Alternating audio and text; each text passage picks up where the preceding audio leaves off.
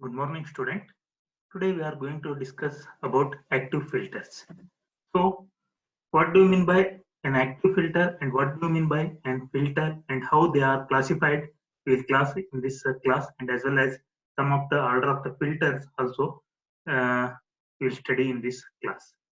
So, first we will understand what do you mean by a filter. Usually, an electric filter is a frequency selective circuit that will passes a specified band of frequency and blocks or you can say attenuates signal of frequency is outside this band. So filter is a device which passes specified band of frequency and blocks or attenuates outside that band of frequencies, that is called as filter. So they are classified as uh, in three ways. The first one, analog, they may be classified as analog filters, or they can also be classified as digital filters, passive filters, or active filters, audio or radio frequency. Okay, so in this way, the filters can be classified. So, what do you mean by an analog or digital filters? Basically, in analog filters, they are usually designed to process analog signals. Okay, and these analog filters are designed to process analog signals, and whereas the digital filters process analog signals using digital techniques. Okay, and depending on the type of elements used in their constructions, the filters may be classified as the second category, that is passive filters or active filters. Depending on the type of elements used in their construction, filters may be classified as passive filter or active filter. Elements used in this passive filters are usually resistor, capacitor, and inductor, since they are passive elements, right? So similarly, we can define what do you mean by active filters. Active filters usually employs transistor as well as op amps in addition to our resistor and capacitor. Okay, and in this way we can classify passive or active filters. And the type of elements used dictates the operating frequency range of the filter. For example, if we are using an RC filters are commonly used for audio and low frequency operation, whereas LC or crystal filters are employed at RF frequencies, that is radio frequencies or high frequency, especially because of their high quality factor values, that is Q value. The Q value, they can give provide more stable operation at higher frequencies. Okay, so in this way, uh, the filters may be classified, that is analog or digital, passive or active, audio or radio frequency. Next, some of the you can observe an active filters offers some of the advantages over the passive filters. What are those advantages? Just look into one by one. The first one is uh, gain and frequency adjustment flexibility. Your active filter that is going to offer some of the advantages over the passive filter. The first one is gain and frequency adjustment flexibility. That means, as you know, the op amp is capable of providing gain. The input signal is not attenuated. Okay, here when you are using op amp, the input signal is not attenuated as it is in passive filter. In addition to, the active filter is easier to tune as well as to adjust. Okay, that is the first point or first advantage uh, you can say. The next one is no loading problem because of the high input resistance. Okay, because of the high input resistance and low output resistance of the op amp, the active filter does not cause loading of the source or load, you can say. Okay, so similarly, the last factor, that is cost, as usual, cost also plays important role in the applications. And these active filters are more economical. Okay, the active filters are more economical than passive filter.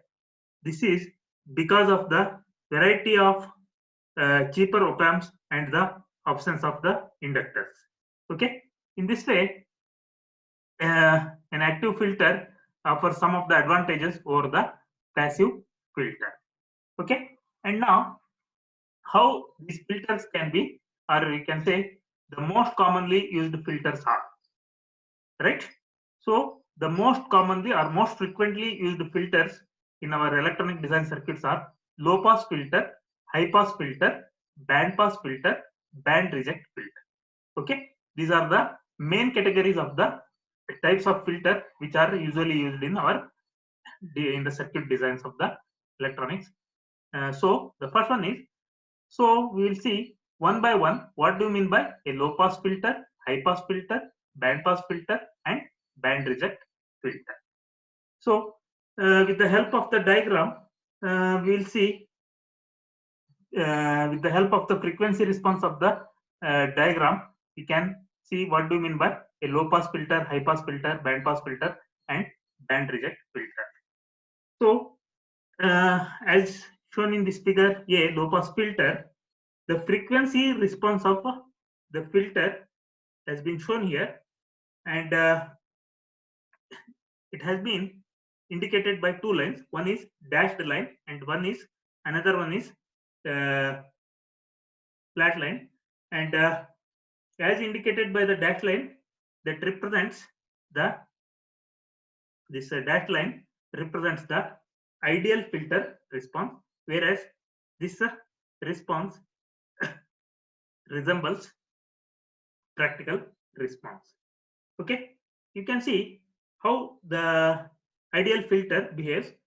An ideal filter has zero losses in its pass band. Okay, it has zero losses in its pass band.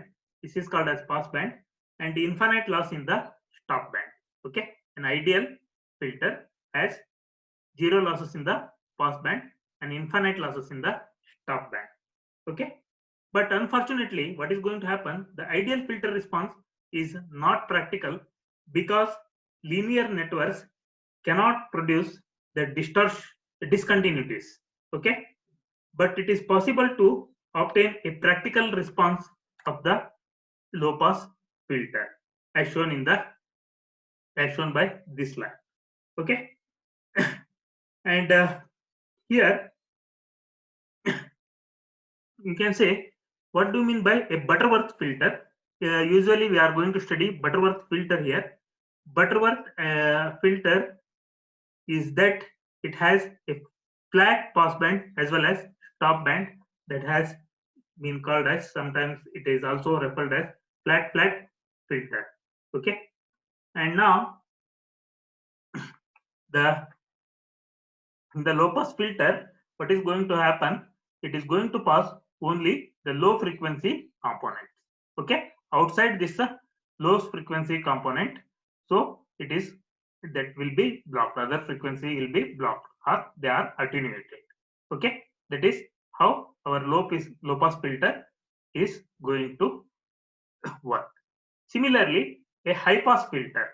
In high pass filter, so this figure B represents the high pass filter that has a stop band between 0 to FL. Okay, this is our stop band. 0 to FL is the our stop band, and a pass band, that is which has been greater than the frequency, that is F is should be greater than the FL, then that will passes those frequencies. When the frequency is greater than the our cutoff frequency, lower cutoff frequency, then that will be termed as pass band. Okay, and this is called as high pass filter. In simple way, it is going to attenuate the low pass, or you can say low frequencies. Okay, and it is going to pass only the high frequency.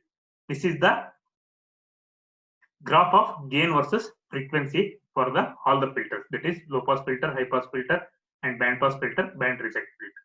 Okay, in this way you can say a high pass filter is one which allows only high frequency bands. Okay, this is the in the pass band. Okay, and it is going to attenuate other than the high frequencies in the stop band. Okay, that is called as high pass filter. Now the next one is band pass filter.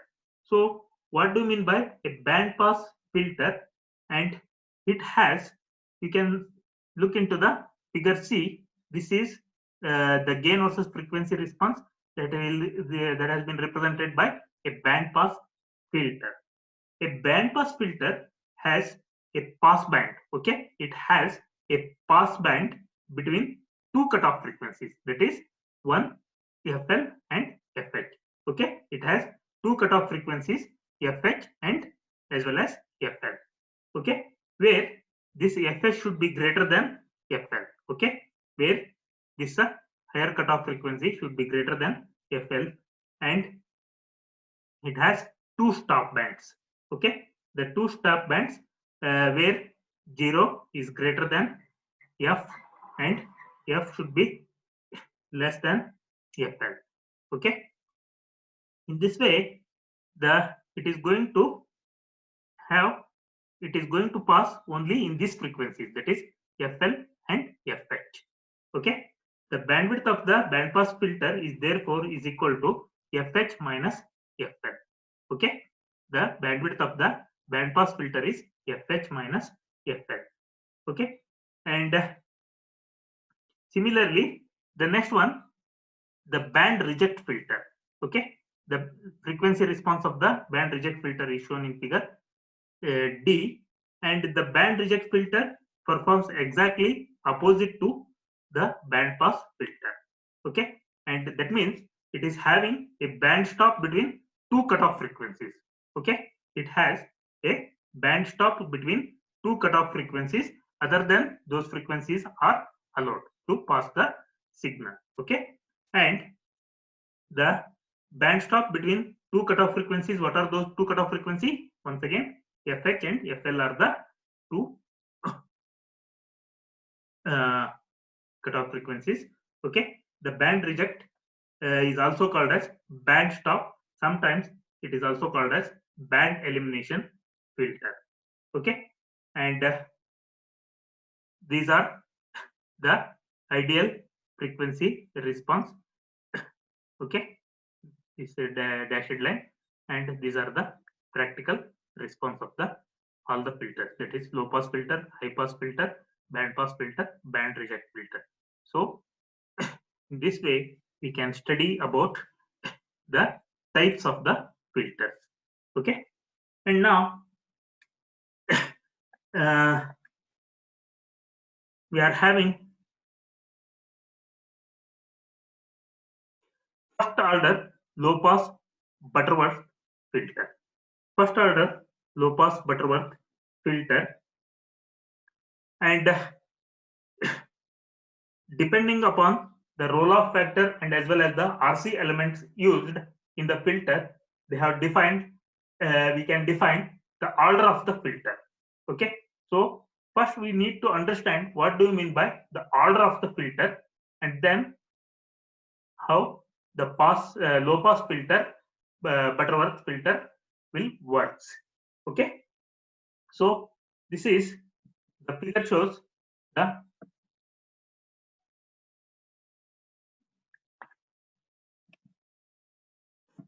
figure shows the first order low pass Butterworth filter, and it uses an RC network for filtering. The op-amp is used in the non-inverting configuration. Resistor R1 and RF determines the gain of the filter. So this is the circuit diagram for the first order low pass filter and frequency response of the first order low pass filter that has been shown in the figure. Just look here. So the input is given to the non-inverting terminal, and hence it is also called as non-inverting first order low pass filter. Okay, and since only one R and C components we are using. That's why it is called as first order low pass filter. In terms of the components for how you are using, that is RC component, that will determines the order of the filter. In the similar way, we can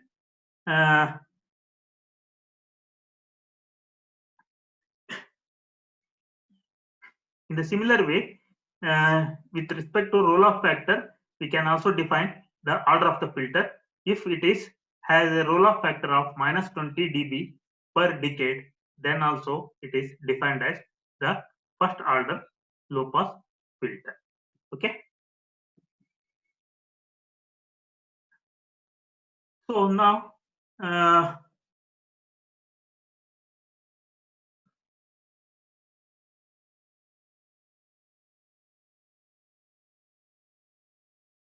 these resistor R1 and RF determines the gain of the filter. Okay. The resistor R1 and RF, resistor R1 and RF, these resistor determines the gain of the filter. Okay. Whereas the it uses an RC networking network for filtering, RC network for the filtering, right? So it has used in the non-inverting mode configuration, and we can say R1 and RF determines the gain of the filter. Next, according to the voltage divider rule, we should need to find what is the voltage across V1 for the reset at this terminal. So when we will apply the voltage divider rule, that is across capacitor C, the voltage across V1 is how much? That is the sum of the total total R minus JXE divided by minus JXE divided by R minus JXE into Vin. Correct? That is Vin into R minus JXE. Okay. I mean, sorry, minus JXE divided by the R minus JXE into Vn. Okay. So this is using the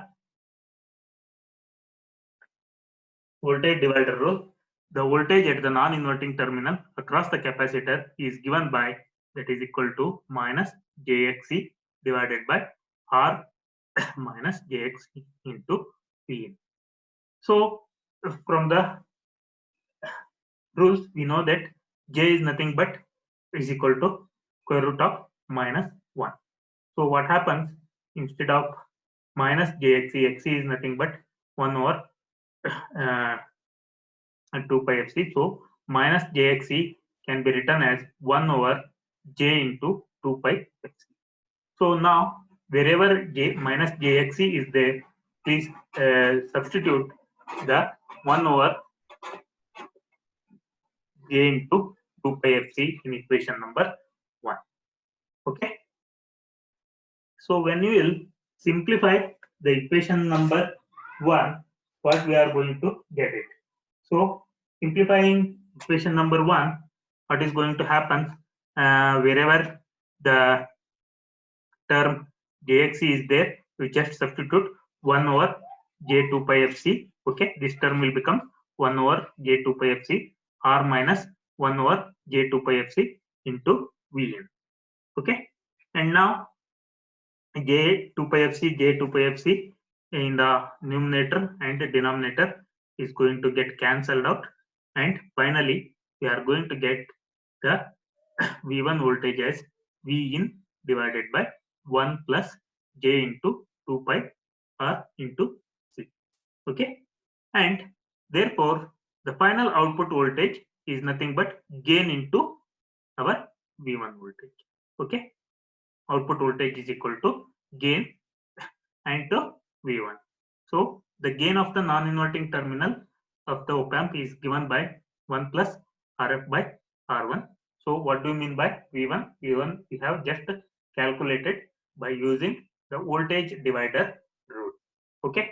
Therefore, that is V0 is equal to 1 plus Rf by R1, that is gain, into V in. What is V in? V1? V1 is nothing but V in divided by 1 plus J into 2 pi F into RC. Now, if we'll take V0 by V in ratio, that is going to give you AF divided by 1 plus J into F divided by FH. Okay, we can modify the above equation as V0 by V in is equal to AF divided by 1 plus J into F by FH. Call this as equation number 2. So now, what are the parameters? This parameter V0 by V in is nothing but gain of the filter as a function of frequency, right? This V0 by V in is nothing but gain of the filter as a function of frequency, and this AF is nothing but passband gain of the filter. Okay, AF is nothing but passband gain of the filter that has been represented by AF is nothing but 1 plus Rf by R1, that is passband gain of the filter. Next, F is the operating frequency, or you can say frequency of the input signal. This F is nothing but the frequency of the input signal. So the next one is FH. This FH is nothing but this is the higher cutoff frequency of the filter. Okay, high cutoff frequency of the filter, that is nothing but 1 over 2 pi RC. Okay, so this is just modified by the above equation. We have just modified the above equation, and these are the parameters of the equation. Now, the gain magnitude and phase angle equations of the low pass filter can be obtained by converting our equation 2 into its equivalent polar form as that is V0 by V in is equal to AF divided by square root of 1 plus F by FH whole square. Okay, so by converting the equation number 2 into its equivalent polar form, the gain is how much? The gain magnitude is V0 by V in is equal to AF divided by square root of 1 plus F by FH square, and the phase angle is given by minus tan inverse of F by FH.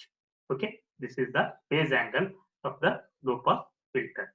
Okay, this way we can calculate the gain magnitude and as well as the phase angle of the low pass filter, where this the pi is called as phase angle in terms of degrees. Okay, and the operation of the low pass filter can be verified from the gain magnitude of the equation number 2.